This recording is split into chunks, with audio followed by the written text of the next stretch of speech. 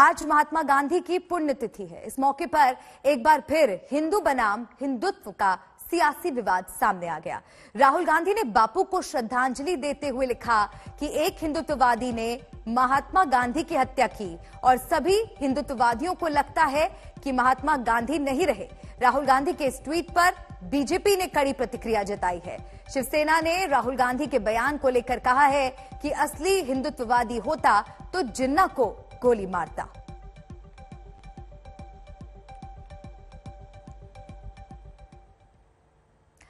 BJP प्रवक्ता संबित पात्रा ने कहा है, राहुल गांधी 2014 से पुराना रिकॉर्ड बजा रहे हैं। उन्हें हिंदुओं का अपमान करके खुशी मिलती है। दुख के साथ कहना पड़ रहा है कि राहुल गांधी जी कहीं न कहीं ये हिंदू बैशिंग करके एक सैडिस्टिक प्लेजर का अनुभव करते हैं। कहीं न कहीं हिंदुओं के खिलाफ ट्वीट करना, उनके खिलाफ बोलने से उनको एक परम आनंद की अनुभूति होती है। राहुल जी, आप जिस शिद्दत से, जिस परिश्रम से ये हिंदुओं के खिलाफ आप अनर्गल ट्वीट करते रहते हैं, जिस परिश्रम और शिद्दत से, अगर उसके 1/4 परिश्रम आप जमीन पे करें तो हो सकता है इन 5 राज्यों के चुनाव में कोई 3-4 सीट आपको कहीं से मिल जाए। You are only on Twitter and not on ground.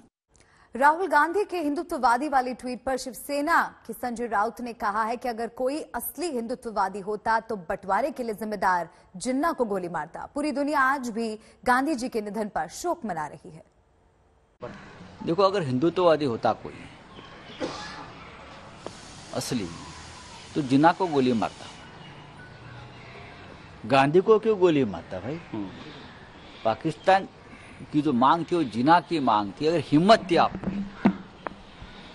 मर्द थे, अपने मर्दानगी थी किसी में, ऐसे लोगों में, तो मैं मानता हूं पाकिस्तान की मांग करने के बाद जिसने यह इंसाफ फैलाई, पार्टीशन किया, उनको कोई जाकर गोली मारता, वो देशभक्ति का काम होता।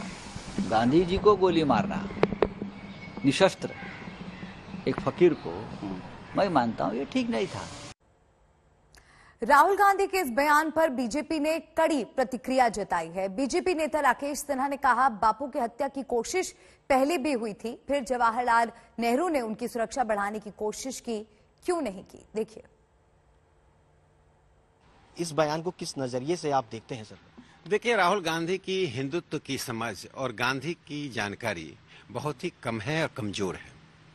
हिंदुत्व तो हिंदू समाज, संस्कृति, सभ्यता की आंतरिक और बाह्य चुनौतियों को सामना करने की एक रणनीति और विचार है। लेकिन राहुल गांधी जो जिस तरह से हिंदुत्व को से नाथूराम गोडसे को जोड़ रहे हैं, उनका एकमात्र उद्देश्य ऐसा करके मुस्लिम वोट बैंक को आकर्षित करना है। उत्तर प्रदेश के चुनाव को देखते हुए वे ऐसी भाषा का प्रयोग करते हैं। जब जब चुनाव का समय आता है तो राहुल गांधी को गोडसे याद आ जाता है। राहुल गांधी हिंदुत्व को असभ्य और अमर्यादित भाषा में परिभाषित करने लगते हैं और यही उनका एकमात्र उद्देश्य है।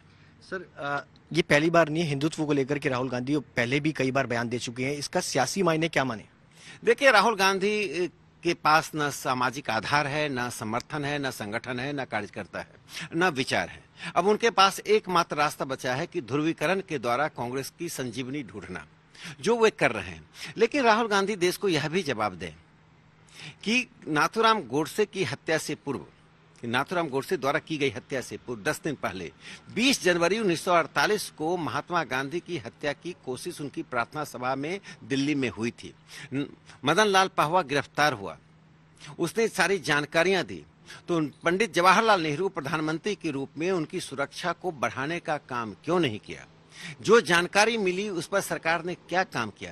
तो क्या गांधी की हत्या नाथूराम गोडसे के द्वारा की गई थी या इसके पीछे कोई बड़ा षड्यंत्र काम कर रहा था गांधी को हटाने का? हत्या की जो जांच हुई है वो गोडसे केंद्रित हुई है। जितनी जांच होती है वो हत्यारा केंद्रित होने के साथ साथ परिस्थितियों पर भी केंद्रित होता है। परिस्थितियों को नजरअंदाज किया गया और हत्यारे को सामने रखकर जांच की गई। ये एक बड़ा सवाल देश के सामने है।